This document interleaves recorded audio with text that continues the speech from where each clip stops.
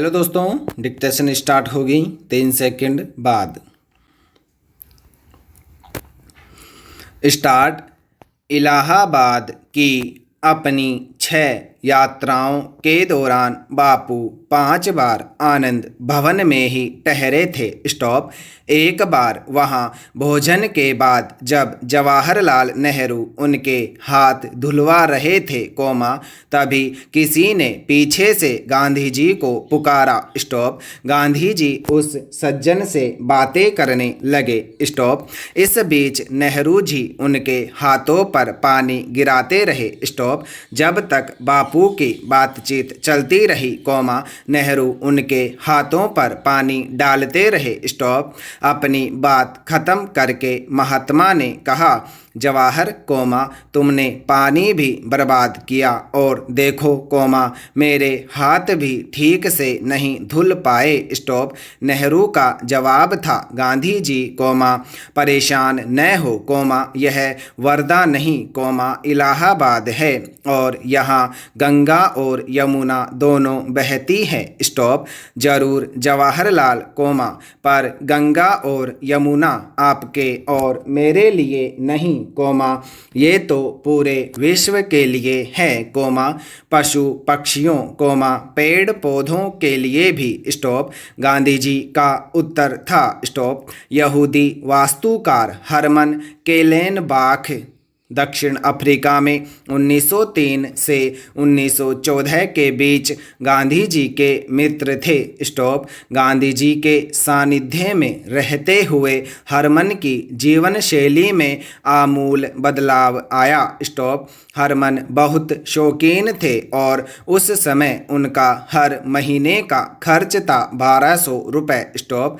गांधी जी से मित्रता के बाद उनका खर्च घटकर 120 रुपये प्रति माह हो गया। स्टॉप।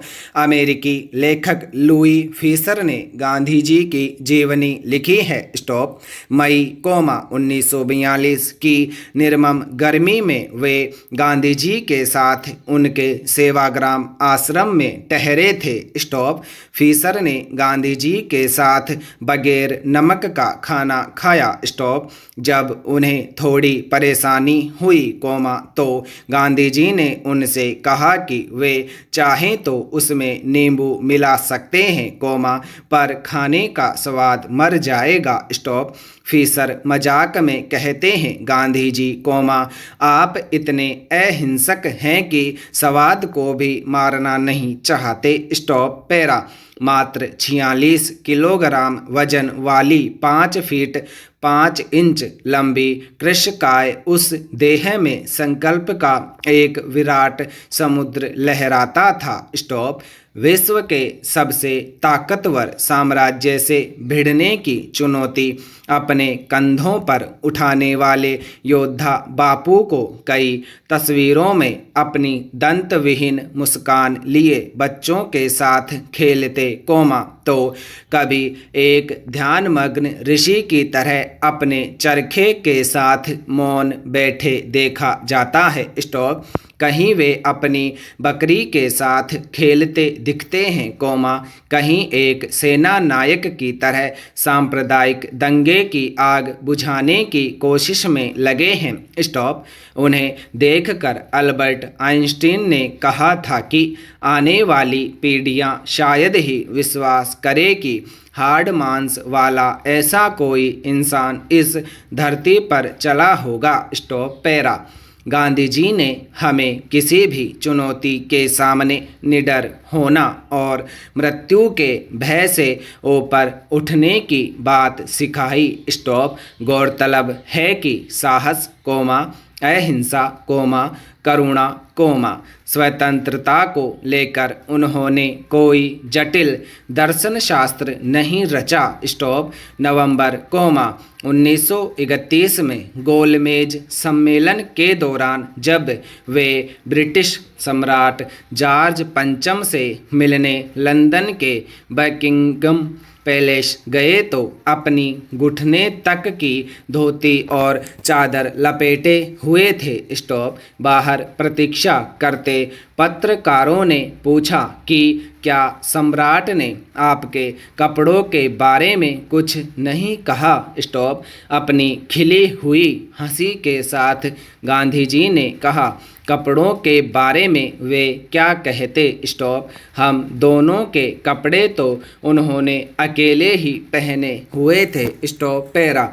रविंद्रनाथ ठाकुर ने उन्हें महात्मा कहा और गांधी जी ने उन्हें गुरुदेव की उपाधि दी। स्टॉप।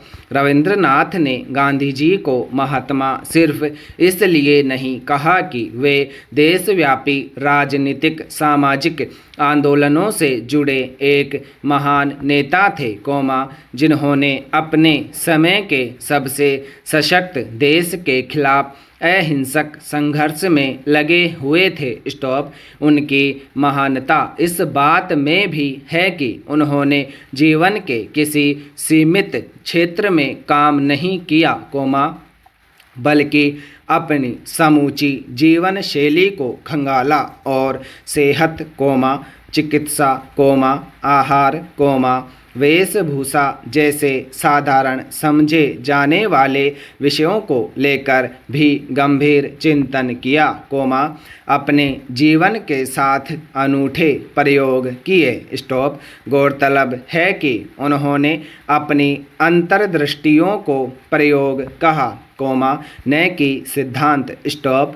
प्रयोग शब्द में खुलेपन, सहिष्णुता और लचीलेपन की ध्वनि है। Stop. Gita, Isa Masih, Tolstoy, Ruskin, थोरो और सनातन धर्म के कई सिद्धांतों के प्रभाव में जीते हुए भी गांधी ने उन्हें बस ऐसे ही नहीं अपनाया था, उन्हें लेकर खुद पर प्रयोग किए थे। स्टॉप। इन ग्रंथों और व्यक्तियों के प्रभाव के बावजूद गांधी की अंतर्दृष्टियां शुद्ध रूप से उनकी खुद की ही थी। स्टॉप। पैरा।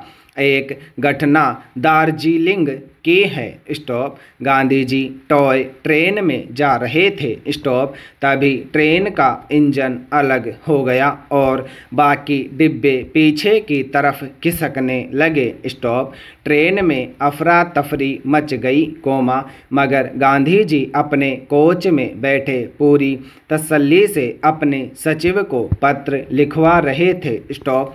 तभी सचिव ने कहा, बापू, क्या आप जानते हैं कि हम मौत की तरफ खिसक रहे हैं। स्टॉप। गांधी जी ने कहा, हाँ, अगर हम मर ही गए, तो फिर बात खत्म, पर अगर हम जिंदा बच गए तो यह समय बर्बाद हो जाएगा। स्टॉप। इसलिए बेहतर है कि हम चिट्ठी लिखें। स्टॉप। पैरा।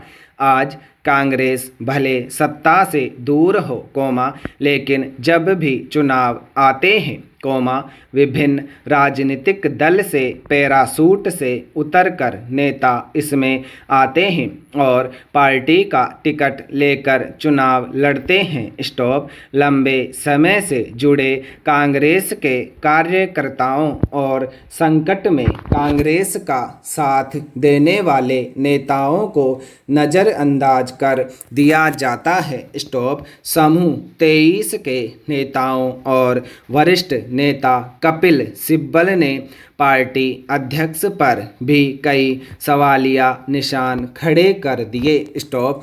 आखिरकार इस प्रकार के महत्वपूर्ण निर्णय ले कौन रहा है। स्टॉप।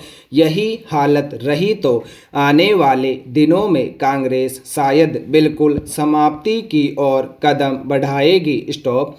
पैरासूट से आने वाले नेताओं पर विराम लगाना होगा और कांग्रेस को इस बात का ध्यान रखना होगा कि अपने असली कार्यकर्ताओं को किसी कीमत पर नज़रअंदाज न करें। स्टॉप। अगर अपनी खोई हुई जमीन वापस चाहिए तो उसके लिए विभिन्न तरह से प्रयास करने होंगे। स्टॉप। समय और वक्त की पहचान करते हुए आगे बढ़ना होगा। स्टॉप। पैरा।